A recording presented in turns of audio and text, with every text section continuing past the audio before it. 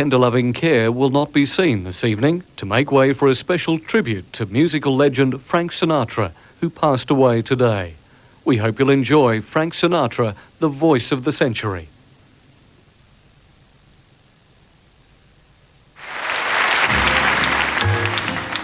Thank you. Cole Porter, by way of Nelson Riddle. I've got you under my skin.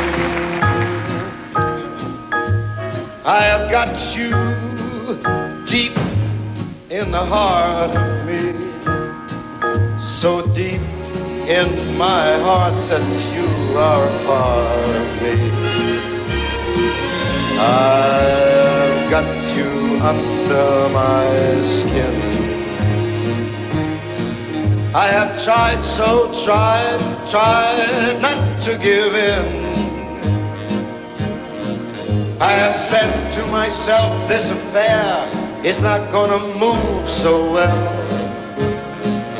But why should I try to resist when, baby, I know damn well I've got you under my skin. But very few people, you know, in my business, in the entertainment business, and especially in the music business, have reached the Annapurnas and the Everest. Mount Everest is Sinatra. There's no question in my own mind that he was the greatest male singing performer that I've ever seen. He had an ability to hold an audience in his hand, do anything with them. No one to this day delivers a lyric and that conveys a lyric the way Sinatra does. I don't care whether if he talks it, he don't have to sing as far as I'm concerned. Just talk the lyric and I'll be 'Cause I've got you under my skin, and I love you under my skin.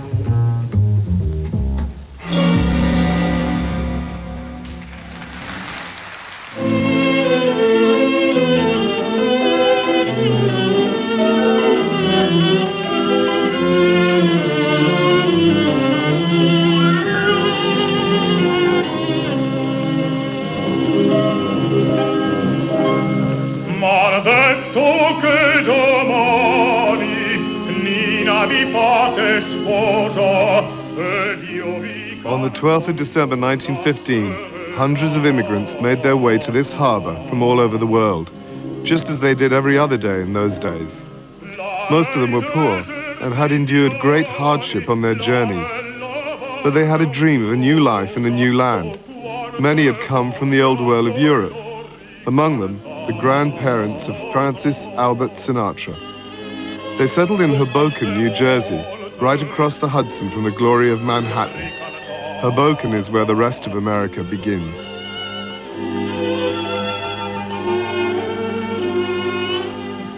Natalie Garavente Sinatra gave birth to her son at 415 Monroe Street. It was a difficult delivery. The baby weighed in at an improbable 13.5 pounds. The doctor's forceps damaged the child's face and neck and left him with a punctured eardrum. He didn't breathe until his grandmother held him under a cold water tap.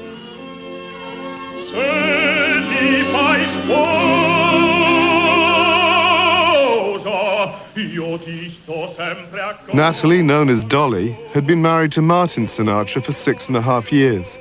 Her parents were from Genoa, northern Italy. She was a midwife and in her spare time an activist in the local Democrat Party. Martin Sinatra's parents were from Sicily. He was a fireman and an amateur boxer. Francis Albert was their only child.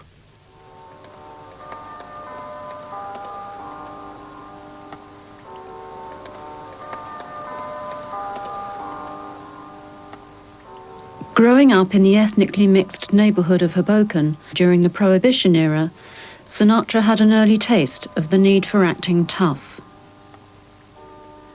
It was a semi-slum area, and it was pretty rough.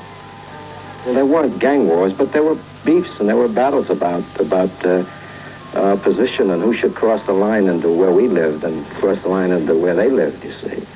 And I must say there were many times when I had to go on an errand that I skirted certain areas of the town, you know, because the cry went up, kill the Dago when he comes through the corner of town.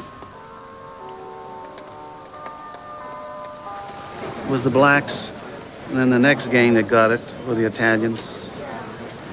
I think being an Italian, coming up through the set of circumstances that he did, his lifestyle at the beginning, his lifestyle all the way through, his ups and downs and all that. The Italian temperament, that's his anchor. That is Sinatra's anchor. In his youth, Sinatra flirted with the idea of becoming an engineer. Much to his father's distress, he abandoned that ambition and turned to music shortly after leaving high school. His mother was much more flamboyant and encouraged him to pursue his interest in singing, even though it promised a risky future.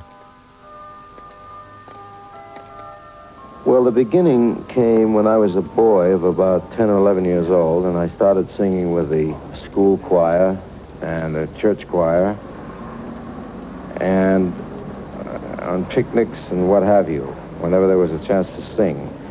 And it was then that I realized, that far back, that I wanted to become a singer. And through school, into high school, I continued singing with the orchestras at the different dances we had, school dances and otherwise. And then it progressed and progressed into working as a professional rather than an amateur. He made his first bid for fame and fortune on the Major Bowes Amateur Hour on New York radio. Around, around she goes, and where she stops, nobody knows. Ladies and gentlemen, friends, again we bring you new faces and new talent. The amateurs of today are the stars of tomorrow, and the wheel of fortune spins. Who will speak for the group? I will. I'm Frank, Major. We're looking for jobs. How about it? All right, let's have it. Hoboken Ball. We'll shine up to you. Everybody's gonna hide you, dear. You'll make the whole world shine. Shine and sway your bluesy. Ah. Shine, start with his shoesy. Ah. You'll make the whole world shine.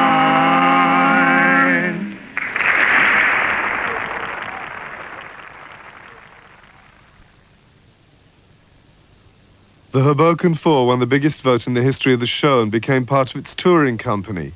They received $75 a week between them. Sinatra became a full-time professional singer at 19. Those were the days when the singing sensation was Bing Crosby. Oh, it's a long, long while from May to December, but the days grow short when you reach September. When Sinatra took his girlfriend to see Bing Crosby in New Jersey, it changed his life. Although he didn't want to sound like Crosby, he wanted to be as famous as he was. Sinatra left the quartet and went solo. He picked up singing work where he could, sometimes playing clubs or roadhouses in the area for sandwiches and cigarettes.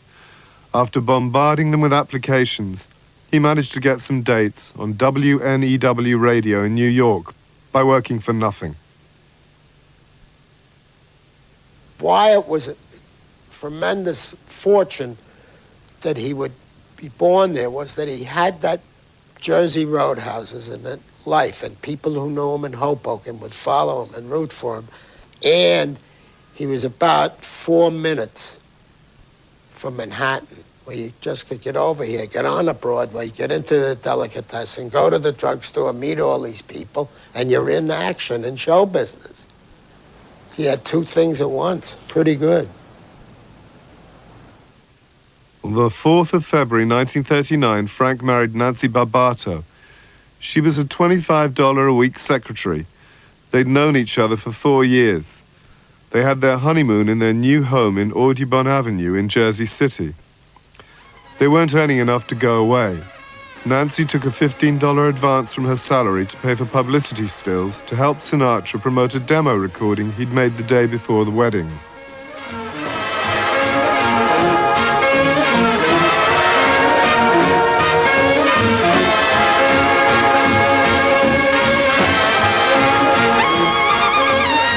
Nancy sent the stills to Harry James.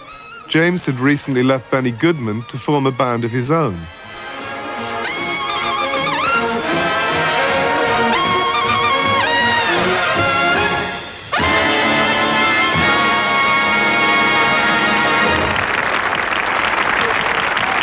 He went to see Sinatra sing at the rustic cabin in Inglewood, New Jersey, and hired him. Under the spell of your call, they recorded All or Nothing at All that August.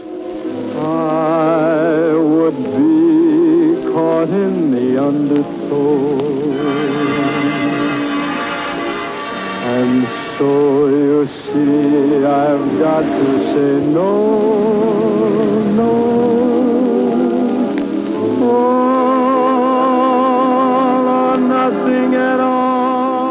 Although All or Nothing at All was to become one of his major hits, at the time it only sold 8,000 copies.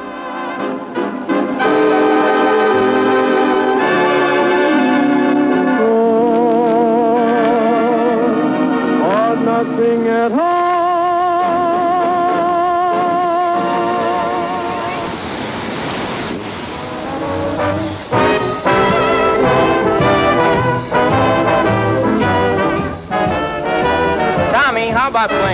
Concerned that things were not moving fast enough with Harry James, Sinatra sought an audition with Tommy Dorsey, leader of one of the most successful swing bands in America. Customer wants Never Say Never. Sinatra liked the fact that with Dorsey, the singer played a more central role, and Dorsey liked what he'd heard of Sinatra. After only 7 months with James, Sinatra left him to join the more successful outfit.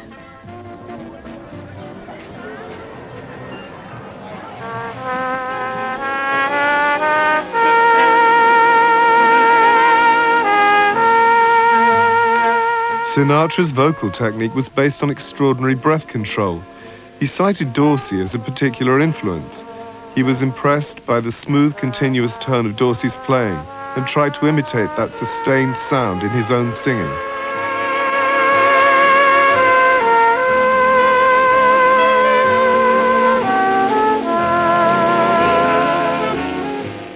To perfect his breath control, Sinatra would go so far as to sing underwater, holding his breath as long as he could.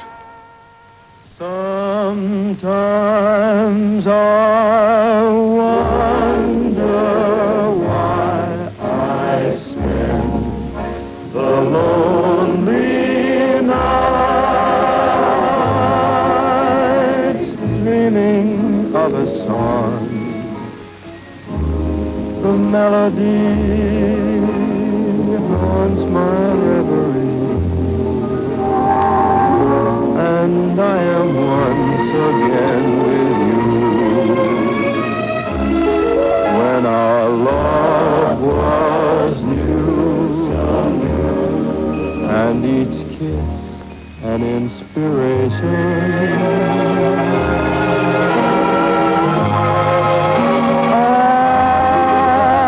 But that was long ago, and now my consolation lies in the stardust of a song.